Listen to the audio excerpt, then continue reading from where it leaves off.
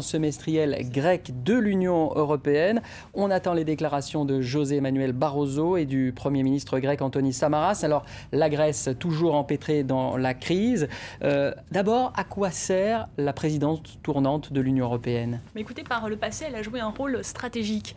La preuve, c'est que des traités clés très importants dans l'histoire européenne ont eu lieu dans des villes, portent le nom de villes, de pays ayant mené cette présidence. C'est le cas du traité de Nice, par exemple, le traité de Maastricht ou le traité de Lisbonne.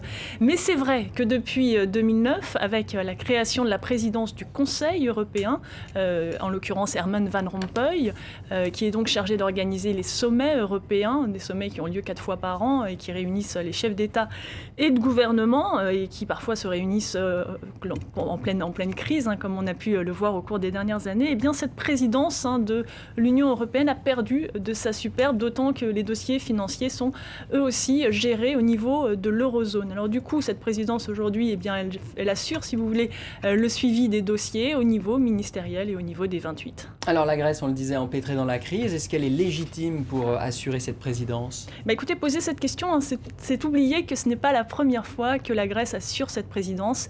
Elle l'a déjà assurée 5 fois depuis son entrée dans l'Union européenne en 1981.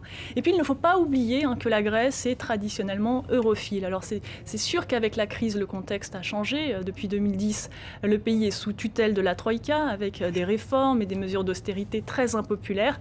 Eh bien, justement, Athènes veut profiter de cette présidence pour redorer son blason, pour montrer que le pays est un pays comme un autre, pour reprendre l'expression du Premier ministre.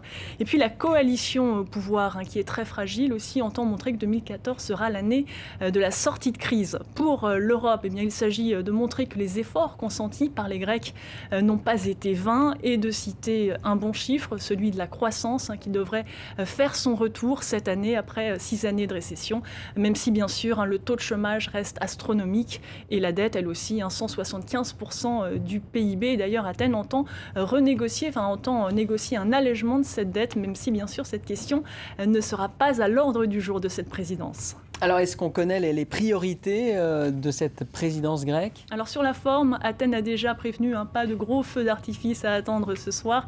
Le budget sera limité, 50 millions d'euros, alors qu'en moyenne, il est de 60-70 millions d'euros. La France, en 2008, eh bien, son budget était de 171 millions d'euros, mais bien sûr, c'était avant la crise financière et économique. Sur le fond, le gouvernement grec se dit prêt à avancer sur des dossiers très sensibles, comme l'union bancaire, qui va alimenter un débat houleux au Parlement européen, mais aussi des dossiers sur la relance de la croissance ou encore lutter contre le chômage, mais aussi des dossiers d'immigration ou encore les dossiers maritimes qui sont très chers aux pays méditerranéens. Globalement, Athènes veut vraiment montrer que l'Europe, ça n'est pas que la Troïka. Elle souhaite d'une certaine façon réenchanter le rêve européen.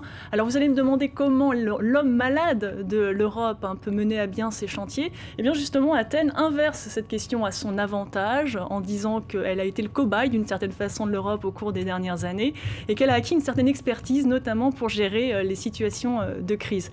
Maintenant, de fait, Paris et Berlin sont mis d'accord pour ne pas aborder les questions sensibles pour Athènes.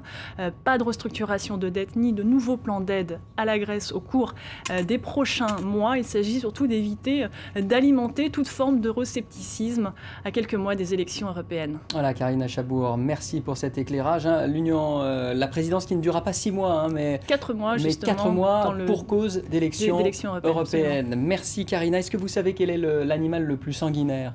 Le lion? Eh bien non, c'est le moustique, vous allez le découvrir. C'est sur le net et qui revient d'abord sur les manifestations de migrants en Israël.